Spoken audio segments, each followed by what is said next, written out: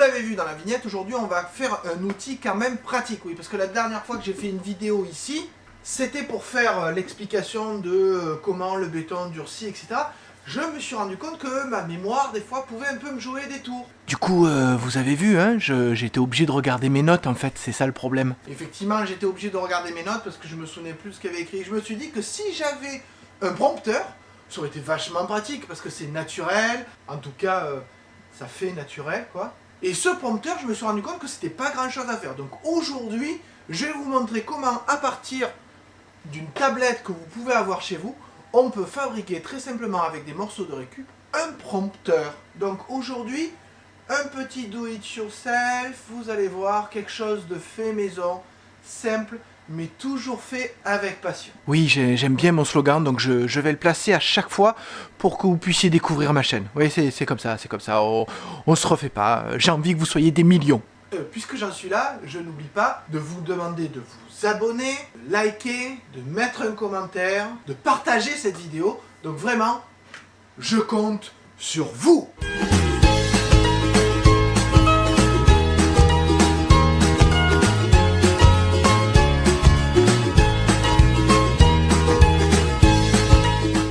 Alors première chose, il vous faut une tablette. Donc là, la tablette, c'est une Android Mi Pad, vous voyez. Donc là, elle est dans un truc de protection. C'est pas forcément nécessaire, mais en tout cas, une tablette est nécessaire. Ensuite, vous avez à couper un morceau de bois rectangulaire qui fait un peu plus que la taille de la tablette. Et vous avez à découper deux morceaux de bois, ici on les voit, évidemment, qui font un angle à 90 ici et à 45 là. Donc vous allez voir, je ne vous mets pas les processus de découpe, c'est super simple, à la scie anglais électrique, à la meule, fait ce que vous voulez. Le tout c'est de couper à la mesure de la tablette et deux angles ici qui vous permettent d'avoir quelque chose qui va s'assembler forme de demi-boîte. Très important, l'angle à 45 degrés ici.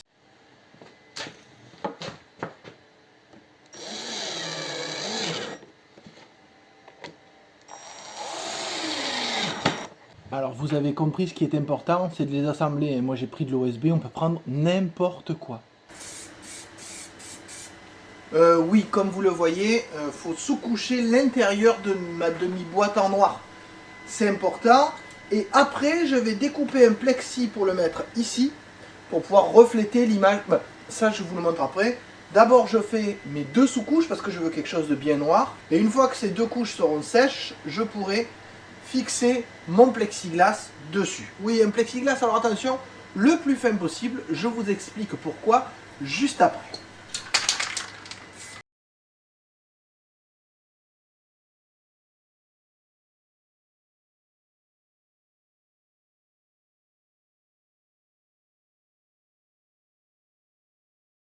Vous l'avez vu, j'ai découpé le plexiglas, j'en ai profité pour faire des avant-trous, puisqu'effectivement, maintenant que ma boîte est sèche, le plexiglas va venir se poser comme ça. Donc vous voyez, mon plexiglas va venir se poser sur mon angle à 45 degrés, ce qui va permettre de refléter l'image de la tablette ici. Alors attention, avant de poser votre plexiglas, vous avez des plastiques de protection qu'il faut enlever sur le PVC, sinon il ne sera pas correctement réfléchissant. De même, je fais remarquer que j'ai pris une petite épaisseur de plexiglas. Oui, parce qu'avant, j'avais essayé avec une grosse épaisseur. Sauf qu'une grosse épaisseur, ça fait un double reflet. Il faut une petite épaisseur de plexiglas pour que le reflet ne se fasse pas en plusieurs fois et donc ça ne gêne pas la lisibilité de la chose. Pour fixer le plexiglas, j'ai pris des vis, vous le voyez, à tête plate pour que le plexiglas soit bien plaqué contre le cadre, contre la demi-boîte. Allez, maintenant, j'enlève le plastique et je fixe.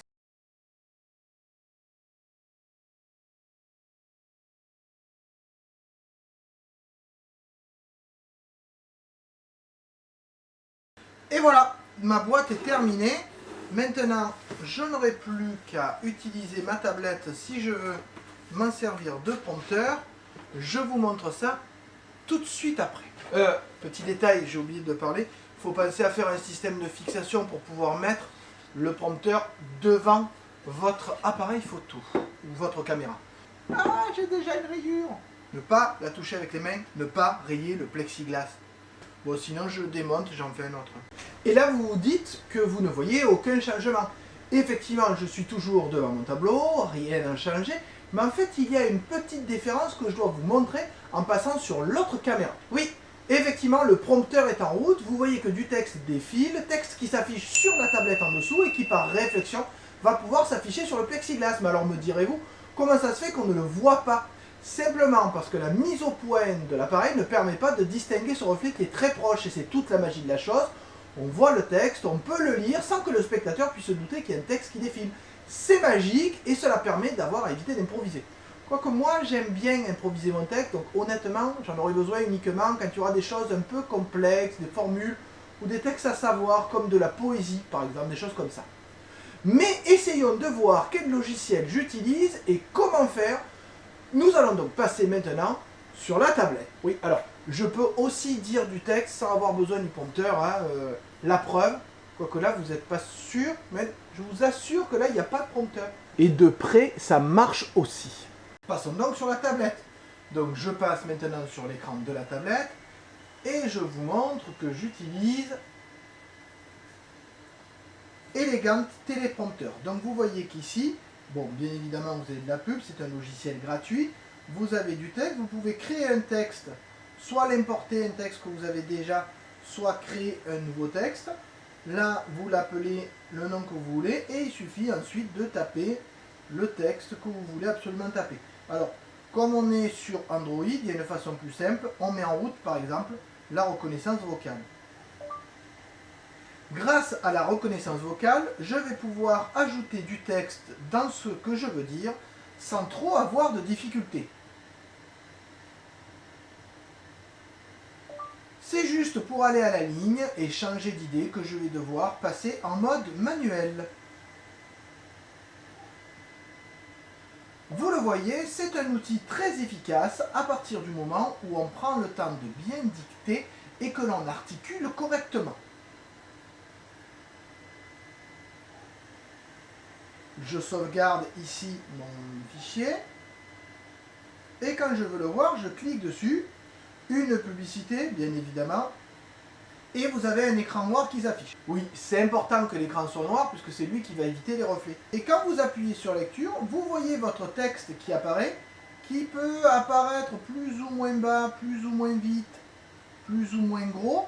Vous voyez que là c'est un texte qui est inversé. Alors pourquoi il est inversé? Parce qu'avec le reflet, du coup, il va se voir à l'endroit. Si je veux bien évidemment changer la vitesse, je peux ici changer la vitesse, je peux revenir en arrière, faire une pause, relancer. Je peux bien évidemment dans les settings changer la langue, je peux changer la rotation, la taille du texte, je peux changer l'espacement des lignes, etc., etc. Donc vous voyez que grâce à ça, je vais pouvoir avoir un prompteur qui me correspond vraiment. Et surtout ce qui est important, c'est que je vais pouvoir faire des réglages, tester la vitesse qui me correspond pour avoir un texte qui est fluide et qui se lit correctement. Vous demandez là si j'ai le prompteur 1 ? Ben non, puisque j'ai la tablette dans les mains, je ne peux pas avoir de prompteur, j'ai pas de tablette. Vous l'avez vu, un petit tuto très simple à faire avec des morceaux de planche. Le plus difficile, le plus complexe entre guillemets, c'est d'avoir un morceau de plexiglas de 0,5 d'épaisseur. Pas plus, pas trop épais, sinon vous aurez un double reflet. Donc j'espère que vous avez apprécié cette vidéo, ce petit travail fait maison et fait avec passion, surtout qu'en plus ça va être utile, hein, si jamais vous commencez à faire un peu des vidéos, vous avez besoin de pas trop improviser sur votre texte. Toujours est-il que comme vous avez, je l'espère, apprécié ce travail, vous allez pouvoir le commenter, le liker, partager et surtout vous abonner en mettant la cloche. Déjà dit, non, oui, mais comme ça permet de faire un peu augmenter la chaîne et ça permet de donner envie de faire d'autres vidéos, d'augmenter la lisibilité et d'attirer tout le monde ici pour qu'ils comprennent à quel point il y a des choses à voir et à apprendre en venant sur cette chaîne. Allez, au revoir et à bientôt.